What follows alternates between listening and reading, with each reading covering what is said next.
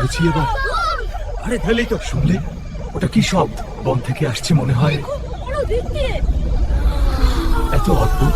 ওইদিকে শুনছিস?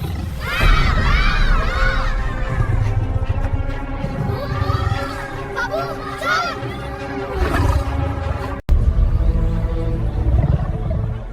তুমি কি খুব একা? তোমার কি খুব ক্ষুধা লেগেছে? ভয় নেই, আমি আছি।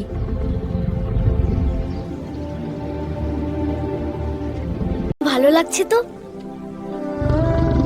বাবু, বাঘটা ওকে কিছুই করছে না। দেখো, সবার থেকে ভালো বন্ধু হয়ে গেছে।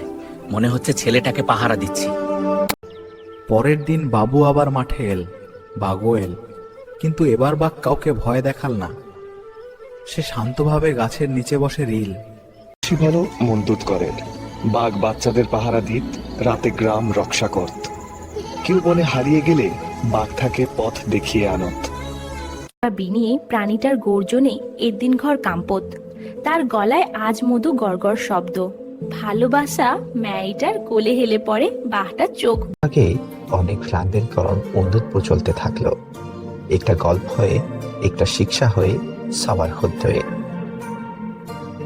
কিভাবে শান্ত হসো না, আমি তো আছি। নড়বি না, ঠিক এভাবেই থাক।